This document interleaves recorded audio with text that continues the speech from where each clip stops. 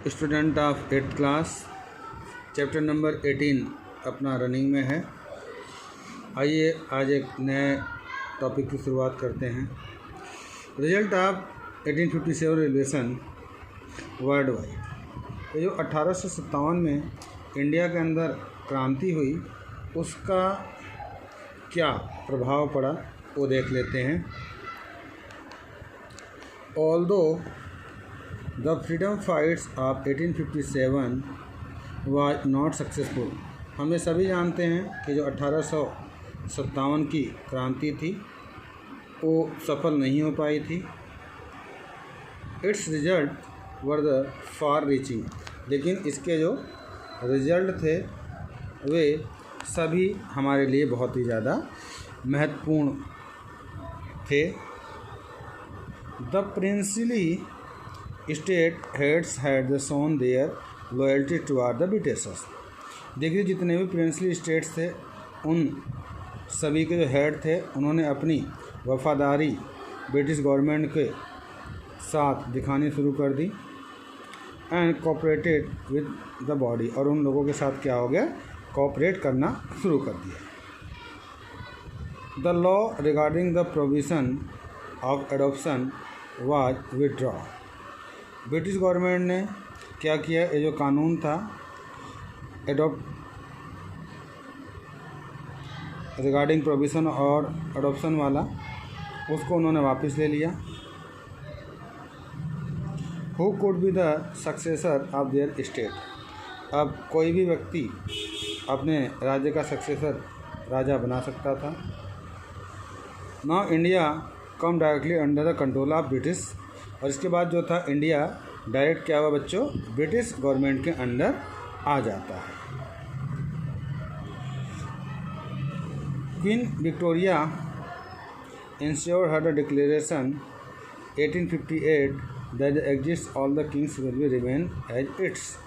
देखिए जो महारानी विक्टोरिया थी उन्होंने इंश्योर किया, डिक्लेयर किया 1858 में कि जितने भी राजा हैं वो जैसे हैं वैसे ही वो बने रहेंगे, उनमें किसी भी प्रकार का कोई भी चेंजेस नहीं किया जाएगा बच्चों। During the British protest the federal lords had the played the against the British rule. देखिए बहुत सारे ऐसे लोग थे जिन्होंने जब प्रोटेस्ट करने का समय चल रहा था तब फेडरल लॉर्ड्स ने अपना एक अहम रोल अदा किया था।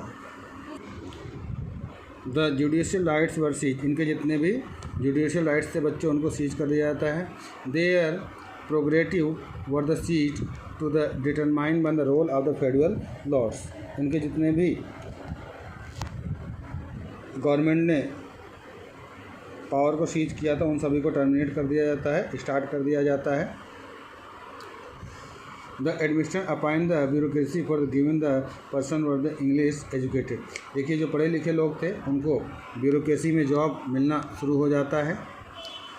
The British subsequently the loyal English educated medium were developed. और ब्रिटिशर्स ने क्या किया, एक लॉयल जो अंग्रेज़ों के खिलाफ वफादार हों ऐसा एजुकेशन स्टार्ट कर दिया था इंग्लिश मीडियम में। Looking into the military and the business interest, वो केवल अपना मिलिट्री और बिजनेस इंटरेस्ट को देखा करते थे। Rail road transport the expanded. उन्होंने क्या किया, रेल रोड और ट्रांसपोर्ट को एक्सपेंड करना शुरू कर दिया था। Arrangement were the made for the English education. उन्होंने इंग्लिश शिक्षा का आयोजन करना शुरू कर दिया था। To make the administration the acquainted with the British style. और वो लोग क्या करने लगे, जो एडमिनिस्ट्रेशन था उसको ब्रिटिश स्टाइल में करना उन लोगों ने शुरू कर दिया था। The relation had the affected for the future British the policy in India. देखिए जो रिलेशन था उसने ब्रिटिश गवर्नमेंट की जो पॉलिसी थी उसको बहुत ज़्यादा प्रभावित किया फ्यूचर में। Whatever decision were the made by the governor general. बाद में क्या हुआ, जो गवर्नर जनरल थे उनके बहुत ज़्यादा प्रभाव पड़ा, इम्पैक्ट पड़ा इस क्रांति में। Lord Dufferin had the granted permission in the tenure. जो लॉर्ड डर्फिन थे उन्होंने यहाँ पर टेनर घोषित किया। Behind this the aim of people provide the platform of the Indian for the Congress और इससे क्या हुआ, धीरे धीरे लोग कांग्रेस से जुड़ना शुरू हो गए।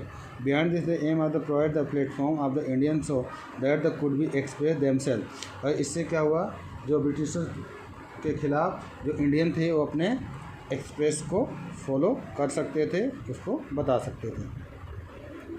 Never occur in the future later, वो नहीं चाहते थे कि 1857 की जैसी किसी भी प्रकार का रिवॉल्यूशन दोबारा हो। Whatever the result were the but the truth of the sworn British employees in the colonial administration. और इसका रिजल्ट ये हुआ, जो ब्रिटिश एम्प्लॉयजम था और कॉलोनियल एडमिनिस्ट्रेशन था उसमें बहुत सारे सुधार किए गए। This impact of 1850 revolution was the world wide. इससे क्या हुआ, जो 1857 की क्रांति उसका पूरे विश्व पर प्रभाव पड़ा था। Revolution was the first grand the challenge again the Europeans. ये ऐसा एक फ्रीडम था, क्रांति थी, जिससे कि उसने सबसे पहले क्या किया, इन यूरोपियंस को चैलेंज किया था। चलिए आगे बढ़ते हैं।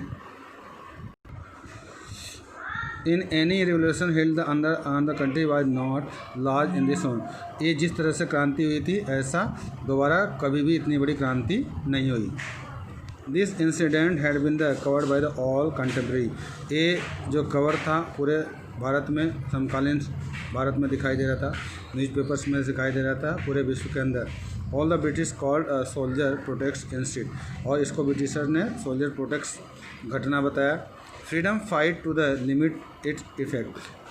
फ्रीडम फाइट जो हुआ था लिमिटेड था, लेकिन इसका प्रभाव बहुत ज़्यादा देखने को मिला। But Veer Savarkar with the irrefutable the arguments prevent this is the first freedom fight of India. लेकिन वीर सावरकर ने कहा कि ये भारतीय लोगों का पहला स्वतंत्रता संग्राम था। चलिए बच्चों, आज का ये चैप्टर आपका कंप्लीट हो गया है। कल इसके क्वेश्चन आंसर्स भी आपको मिल जाएंगे। ये कुछ ग्लोसरी है, इनको भी आप अपने नोटबुक में कर लीजिएगा। Thank you. Okay, bye bye.